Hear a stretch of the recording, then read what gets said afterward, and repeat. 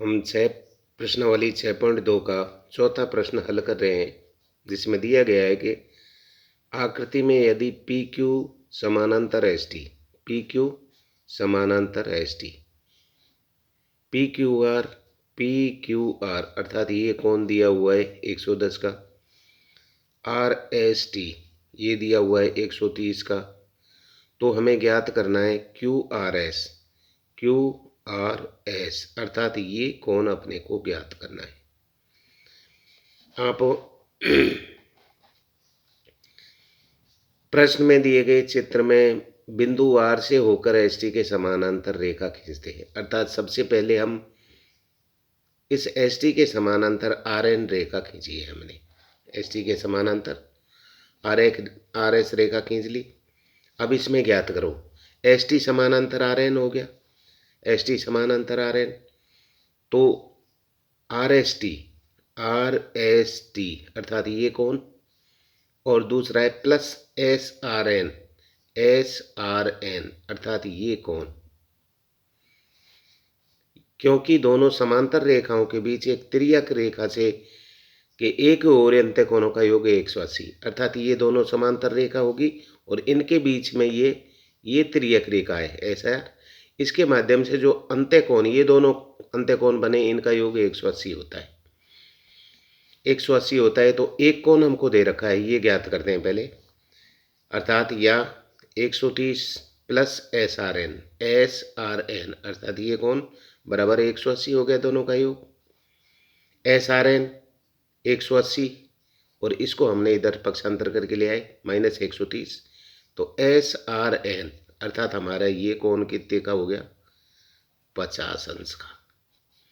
पहला कोण अर्थात पहले वो ले ली। इसके बाद में अपने प्रश्नानुसार दिया गया पी क्यू समानांतर एस टी, अर्थात पी क्यू समानांतर एस टी, इसके समानांतर ही खींची, अर्थात पी क्यू समानांतर एस टी, अर्थात हमने इसको यूं बढ़ा लिया तो ये इसके समानांतर है। ये दिया हुआ है हमें पी क्यू समांतर एस टी तथा दी गई रचना में आर एन एस टी और पी क्यू और आर एन ये तीनों समानांतर होगी। कौन कौन सी, अर्थात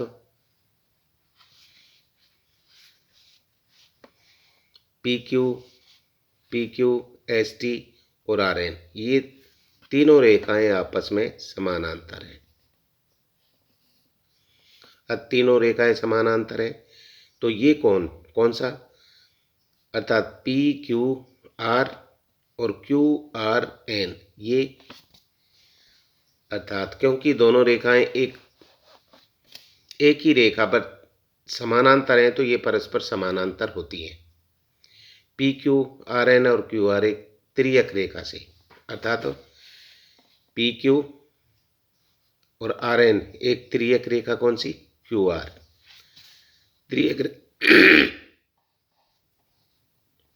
तिर्यक रेखा क्यू आर है। इससे क्या है, एकांतर कोण हो गए ये दोनों, पी क्यू आर एन और पी क्यू आर।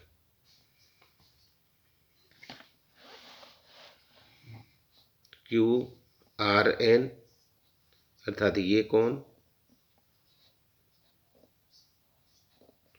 और पी क्यू आर ये कोण, ये दोनों समांतर हो गए, ये दोनों एकांतर कोण हो गए।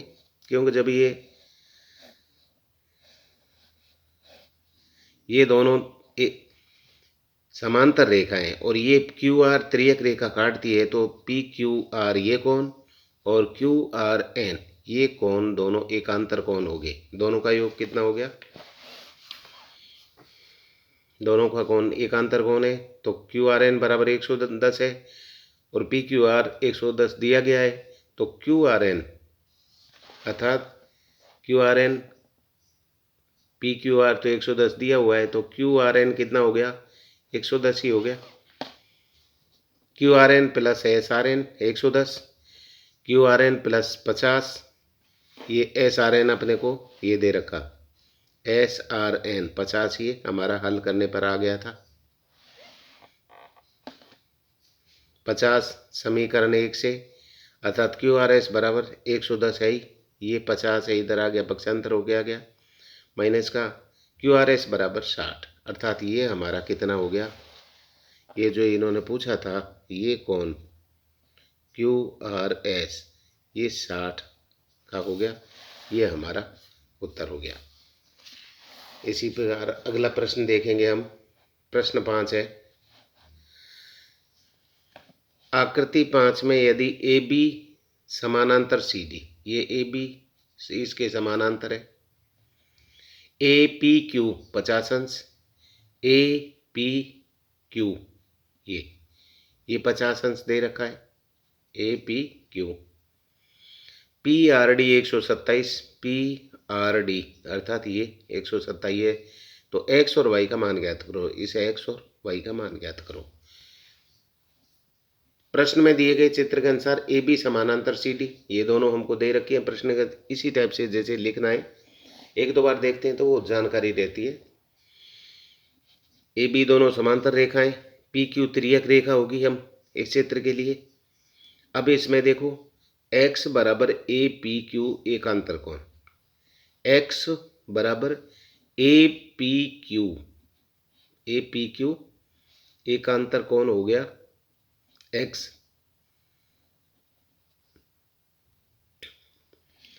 है जो इसका एकांतर कोण हो गया, क्योंकि ये रेखा और ये रेखा समानांतर है, इस कोण से ये समांतर हो गया, ये 50 है तो ये भी 50 का हो गया, अर्थात APQ बराबर 50 अंश दिया गया है।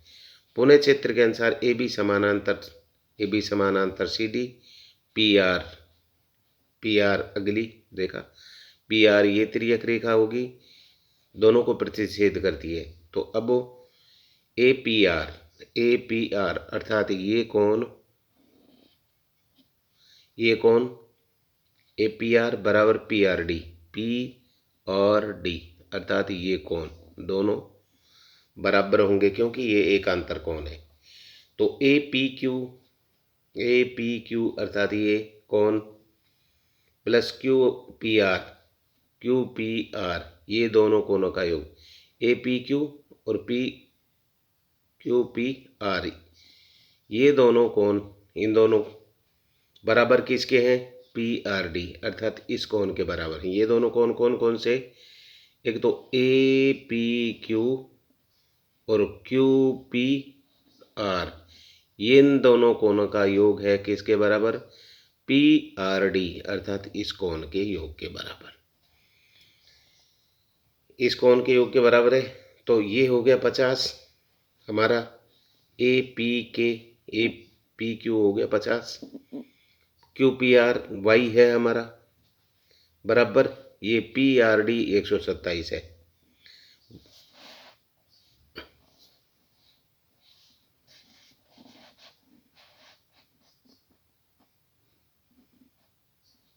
अर्थात APQ और QPR इन दोनों का योग किसके बराबर है, PRD अर्थात इसके बराबर। तो APQ हो गए 50, QPR अर्थात ये हो गया हमारा y बराबर PRD, ये हो गया 127। तो y बराबर अर्थात ये y बराबर 127, ये इधर गया तो माइनस के हो गए, y बराबर 77, अर्थात ये हमारा y कौन हो गया 77, ये 77 हो गया और x कितना हो गया हमारा 50 अंश। ये इस प्रकार से हमारा ये प्रश्न हल होगा। इसमें दिया हुआ है प्रश्न 6 में, आकृति में PQRS दो दर्पण है, एक PQ और एक RS, ये दो दर्पण है जो एक दूसरे के समांतर रखे, एक आयतन कोण AB, ये आयतन कोण हो गया, आयतन किरण होगी, और दूसरा है PQ से B पर टकराती है, पी क्यू से, इस पी क्यू से बी पर टकराती है। यहाँ से आर एस की जो ये किरण है ये बी क्यू से टकराती है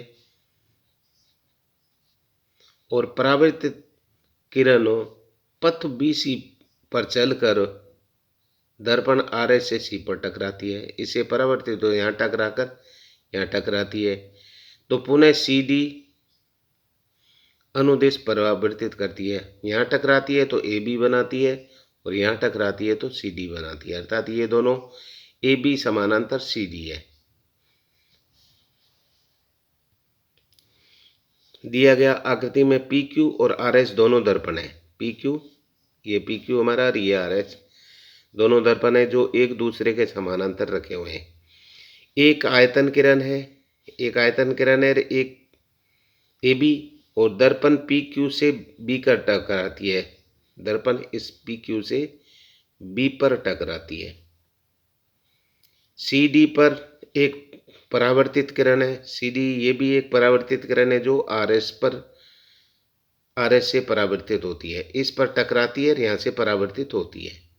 और ये है जो इस पर टकराती है, ये परावर्तित होती है ए बी। अब इसकी स्थिति ये बन गई,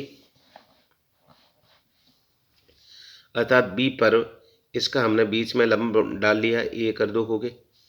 इस पर भी हमने लंब एम डाल लिया, 3 4 कर दिए, दो कर दिए, क्योंकि हमको इनकी पूरी जानकारी लेनी है। अभी यहाँ पे देखो, सिद्ध करना है हमको क्या कि ए बी, ये रेखा और ये रेखा सी डी हमारी समानांतर है, ये सिद्ध करना है। अर्थात ए बी समानांतर सी डी। हम जानते हैं कि आयतन कोण परावर्तन कोण, अर्थात कोण 1 बराबर 2 और कोण 3 बराबर 4, ये पहला समीकरण। अर्थात कोण 1 के बराबर में ये 2 है, क्योंकि लंब है तो दोनों का आधा आधा करेगा। इसको है तो 3 बराबर 4, ये भी बराबर है क्योंकि लंब है ये। यहाँ एक आपातीकरण ए बी है और अभिलंब बी एल है। अभिलंब अर्थात इसका लंब हो गया बी एल, इसका लंब हो गया सी एम। एक आयतन कोण है, 2 परावर्तित किरण बी सी और अभिलंब बी एल है। अभिलंब बी एल है के बीच स्थित है, अतः 2 परावर्तित कोण है। इस प्रकार 3 और 4 क्रम से आयतन कोण और परावर्तन कोण है। ये आयतन कोण और ये परावर्तन कोण। पी क्यू समानांतर आर एस, अर्थात पी क्यू, पी और क्यू समानांतर आर एस, ये हमारा दे रखा है।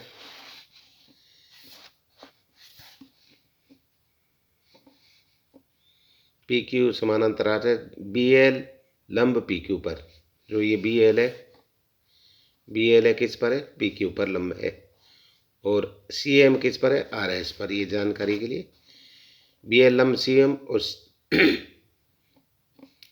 बी एल समानांतर सी एम, तो ये बी एल समानांतर सी एम, अर्थात ये समानांतर ही है।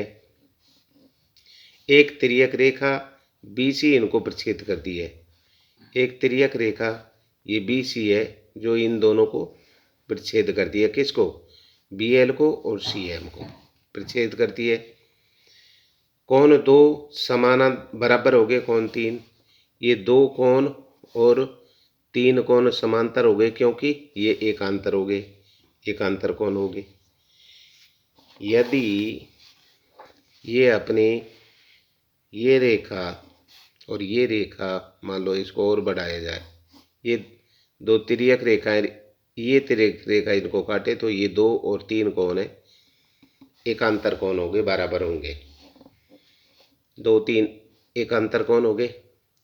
ए बी सी बराबर 1 + 2, ए बी सी अर्थात इस कोण में 1 और 2 बराबर है।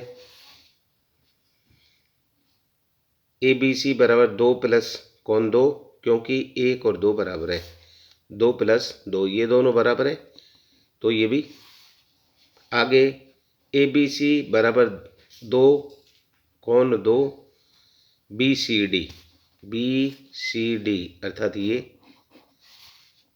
3 प्लस 4, 3 और 4 हो गए ए बी सी डी में, और ये दोनों भी बराबर है, 3 और 4 दोनों बराबर हैं, तो 3 प्लस 3, क्योंकि कोण 3 बराबर कोण 4,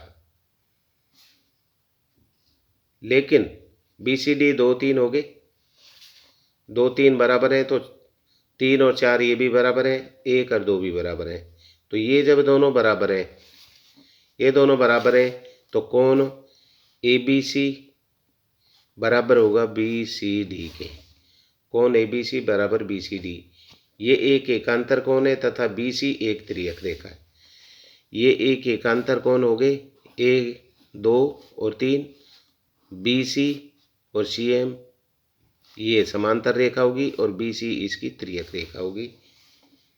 ए बी समांतर सी डी इति सिद्धम, अर्थात तो ये ए बी समानांतर सी डी है इति सिद्धम। इतना आपको ये लिख करके इसी के बारे में कैसे लिखना है, पहले पी क्यू और आर एस के बारे में लिख दिया कि ए बी अर्थात पी क्यू पर सी बी पर टकरा कर ए बी बनी और आर एस दर्पण पर टकरा कर सी डी बनी। तो ये हमें ज्ञात करना है ए बी समानांतर, ये समानांतर है क्या, तो इनमें बीच में लंब है, तो लंब है तो ये दोनों कोण 1 और 2 दोनों बराबर हैं, 3 और 4 ये बराबर हैं। अब हम इसको बढ़ा करके इस बी एल को और सी एम को रेखा को बढ़ा देते हैं। मान लो ये दो समांतर रेखाएं, तो ये बी सी अपनी तिर्यक रेखा होगी, तिर्यक रेखा से अर्थात ये दो कोण 2 और कोण 3 ये एकांतर कोण हो गए अर्थात बराबर है।